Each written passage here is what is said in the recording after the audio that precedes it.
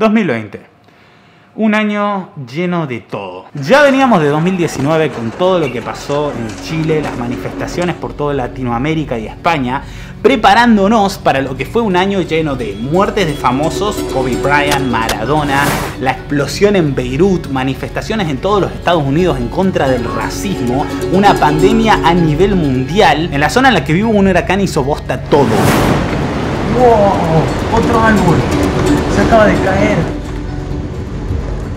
Hubieron incendios en Chernóbil, Córdoba, Argentina, Australia, el Amazonas y podría seguir con una lista de inundaciones, muertes y huracanes, pero creo que ya se entendió el punto. A pesar de todo, creo que este año fue una gran oportunidad de crecimiento. Nos vimos forzados a dejar nuestra zona de confort para experimentar ansiedad, miedo, estrés y andar a saber qué más. Irónicamente son estas experiencias negativas las que más nos permiten crecer, si querés crecer.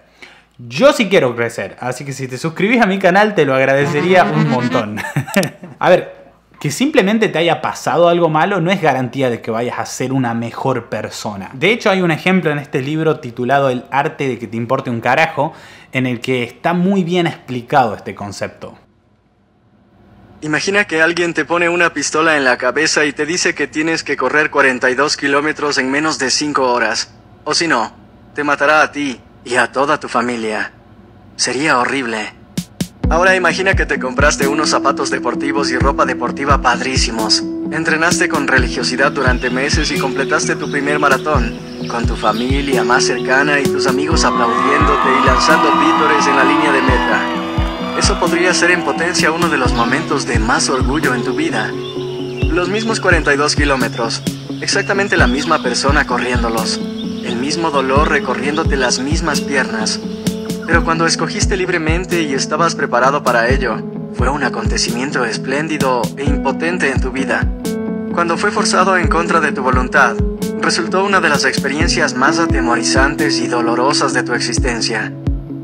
A veces, la única diferencia entre un problema doloroso o sentirte con poder es la percepción de que nosotros escogimos, que somos responsables de ello.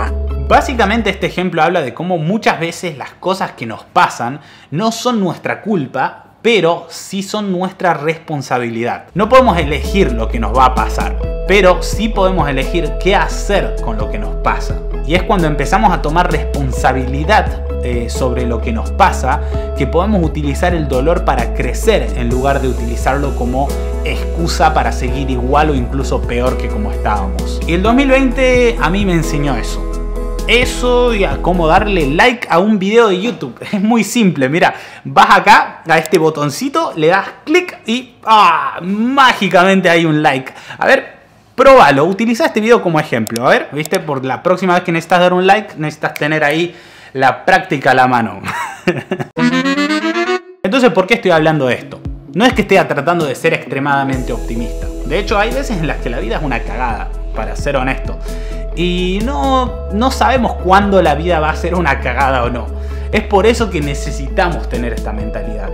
Viene una pandemia a nivel mundial, no es tu culpa. No es tu culpa, pero sí es tu responsabilidad. Es tu responsabilidad qué decidas hacer con tu vida al respecto. ¿Qué vas a hacer con el tiempo extra que tengas en casa? O si estás en una mala situación, perdiste tu trabajo, lo que sea, ¿cómo vas a solucionar eso? Es tu responsabilidad. Y podés elegir quedarte en casa, podés elegir usar eso como una excusa para no hacer nada al respecto, o podés elegir eso como motivación para hacerlo incluso mejor, para mejorar como persona. Yo entiendo que esto no es para nada fácil, de hecho es muchísimo más fácil decirlo que hacerlo, pero es posible. En mi experiencia personal, la pandemia resultó en un cambio de trabajo. Ahora mismo soy mi propio jefe, gano mucho más que en mi otro trabajo y mi calidad de vida aumentó. El huracán fue una forma de yo poder saber con quién cuento y con quién no cuento. Fue una forma de reforzar la relación que tengo con las personas que me rodean. Y asimismo, cada experiencia que me ha pasado este año resultó en un crecimiento. Muchas veces la incomodidad, la dificultad fue más grande que el crecimiento que logré obtener, pero el haber logrado algo le dio de alguna forma un propósito al sufrimiento. Y para vos, ¿cómo fue el 2020? ¿Lograste crecer en alguna forma? ¿Lograste aprender algo de todo esto? O no solo en el 2020, en tu vida en general.